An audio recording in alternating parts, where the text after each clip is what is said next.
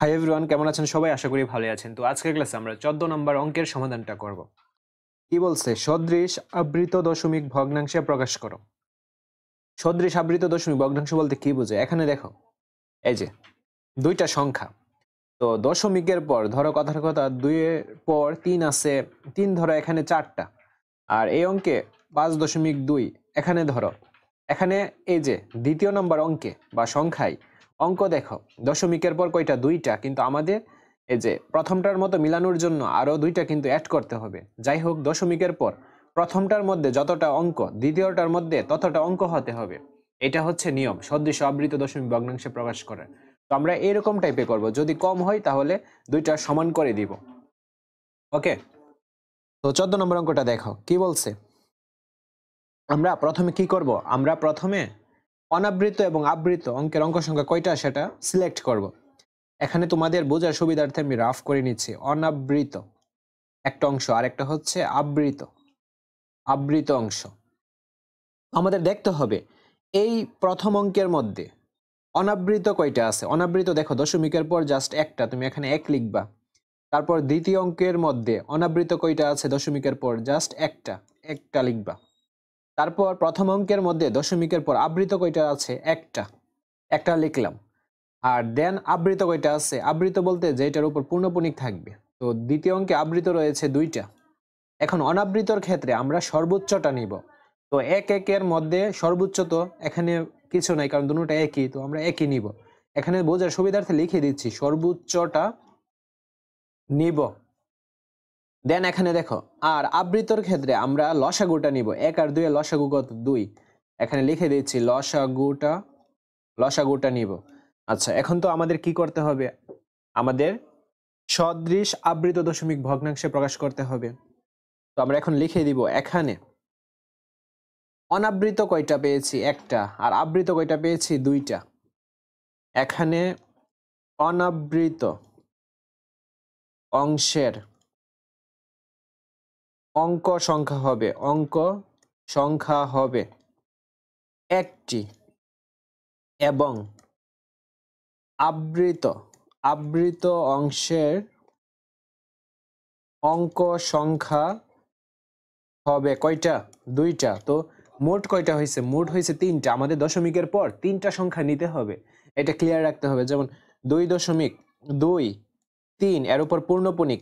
আমরা এখন কি করব? 2.23 লিখলাম।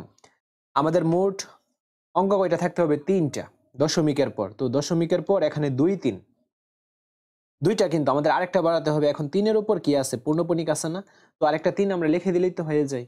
আচ্ছা, যাই হোক, এরপর এটা লিখতেছি 5.235। এখন 3 এর উপর পূর্ণপণিক, 5 এর উপর পূর্ণপণিক। আমরা এটা লিখি 5.235। এখন দেখো, দশমিকের পর এখানে দেখো তিনটা অঙ্ক বা সংখ্যা আছেই, কিন্তু আমাদের আর বাড়ানোরও দরকার নেই, কমানোরও দরকার নেই। আমরা জাস্ট এটাই রাখবো। এখন আমরা পূর্ণপণিক এইগুলো করব, আবৃত বা অনাবৃত এইগুলো দিব। আবৃত কয়টা বলছে?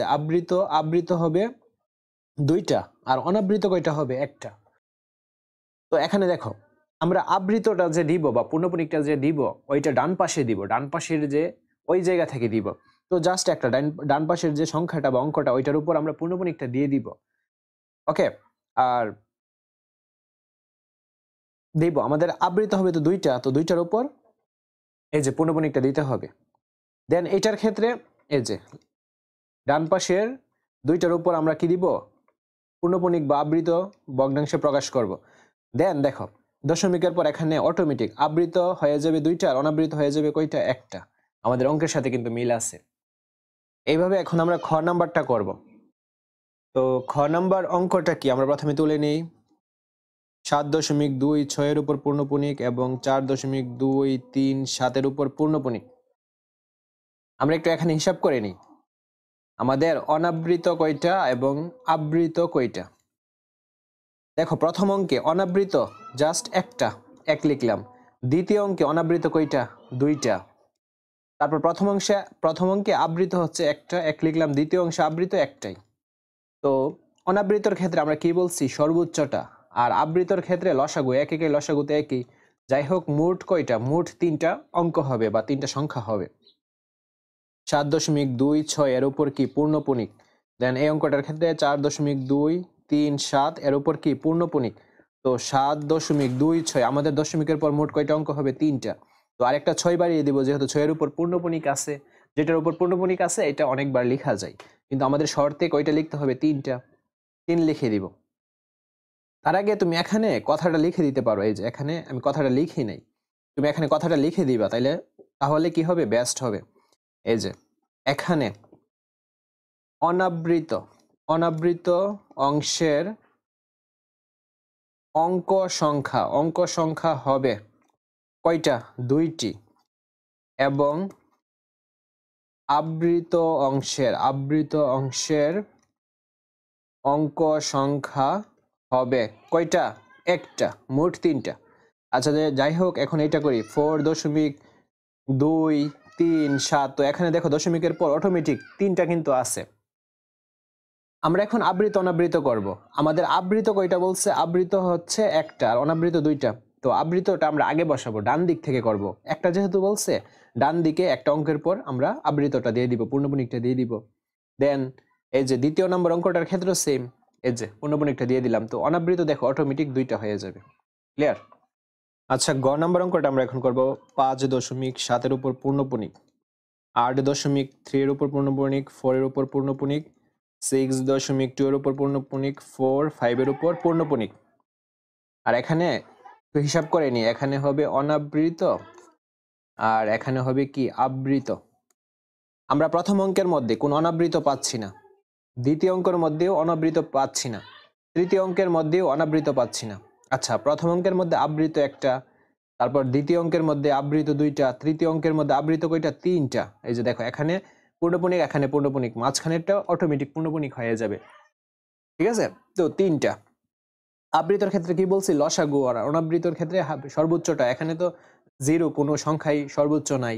ঠিক আছে? শূন্যের তো কোনো ভ্যালু নাই। তো আমাদের মোট অঙ্ক কয়টা হবে? 6টা।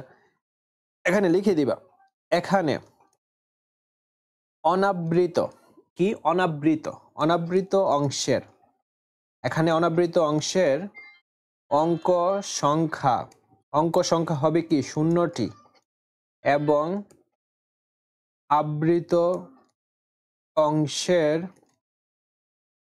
অঙ্ক সংখ্যা হবে কয়টা? অঙ্ক সংখ্যা হবে 6টা।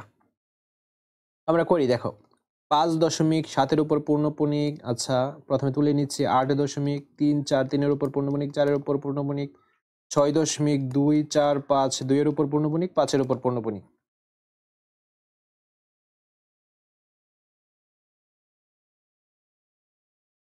5.7 লিখলাম। আমাদের মোট অঙ্ক কয়টা হবে? 6টা। তো 7-এর উপর যেহেতু পূর্ণপণিকটা আছে, 7 আমরা আরো 5টা লিখতে পারি। 2টা, 3টা, 4টা, 5টা, 6টা। মোট কয়টা? 6টা। আমাদের 6টা হবে। আচ্ছা, 8 লিখলাম, দশমিক দিলাম, 3, 4 দিলাম। তো আমাদের তো 6টা হতে হবে। 3 এর উপর পূর্ণপণিক, 4 এর উপর পূর্ণপণিক, মানে 3, 4 আরো রিপিট হবে। 3, 4, 3, 4। দেন দেখো 6.245, এখন 2 এর উপর পূর্ণপণিক, 5 এর উপর, অর্থাৎ 2, 4, 5 এর উপর পূর্ণপণিক। 2, 4, 5 আবার লিখলাম, তো ফিল আপ হয়ে গেল। সবগুলোর মধ্যে দেখো 6টা। আমাদের বলছে অনাবৃত হবে 0টা আর আবৃত হবে কয়টা? 6টা। তো 1টা, 2টা, 3টা, 4টা, 5টা, 6টা। মাঝখানের গুলোর উপর পূর্ণপণিক দিতে হয় না, প্রথমটা এবং শেষটার উপর দিলেই হয়ে যায়। তো সেম এস এইভাবে কাজটা করব। তারপর এইটার উপর পূর্ণপণিক। তো আশা করছি তোমরা বুঝতে পেরেছো, এগুলো একদম ইজি। আজকের ক্লাসের সর্বশেষ অঙ্কটা করব 12.32, তারপর 2.19 পূর্ণপণিক, 4.3256 5-এর উপর পূর্ণপণিক, 6-এর উপর পূর্ণপণিক। আমরা এখন করব, দেখো অনাবৃত আমরা হিসাব করে নিই, তারপর আবৃত। তো অনাবৃত কয়টা আছে? প্রথম অঙ্কে 2টা, দ্বিতীয় অঙ্কে 1টা, তৃতীয় অঙ্কে কয়টা আছে? তৃতীয় অঙ্কে 2টা। আচ্ছা, আবৃত প্রথম অঙ্কে দেখো 0, দ্বিতীয় অঙ্কে আছে 1টা, তৃতীয় অঙ্কে কয়টা আছে? 2টা। তো সর্বোচ্চ এখানে কত? অনাবৃতর ক্ষেত্রে 2 দিব। আর আবৃত হবে 1, 2 এর লসাগু 2। এখানে অনাবৃত অংশের অঙ্ক সংখ্যা, এখানে অনাবৃত অংশের অঙ্ক সংখ্যা হবে কয়টা? 2টি। এবং আবৃত অংশের অঙ্ক অঙ্ক সংখ্যা হবে কয়টা? 2টা। তো মোট কয়টা হবে? মোট আমাদের 4টা অঙ্ক নিতে হবে দশমিকের পর। ওকে, তো 12.32, 2.19 পূর্ণপণিক, দেন 4.3256, 5 এর উপর পূর্ণপণিক, 6 এর উপর পূর্ণপণিক। এখন দেখো 12.32, তো 3 2 এর উপর পূর্ণপণিক নেই বা জাস্ট 2 এর উপর পূর্ণপণিক নেই। যদি কোনো একটার উপর পূর্ণপণিক থাকতো তাহলে ওইটা আমরা বারে বারে লিখে মোট আমরা কিন্তু 4টা করে ফেলতে পারতাম। কিন্তু আমাদের তো 4টা ফিল আপ করতে হবে, এই কারণে আমরা শূন্য দিয়ে ফিল আপ করে দিব। 4টা কিন্তু হয়ে গেল। যদি এরকম পূর্ণপণিক না থাকে তখন আমাদের তো 4টা করতে হবে। আমরা সেই ক্ষেত্রে কি করব? শূন্য দিয়ে ফিল আপ করে দিব। It's okay.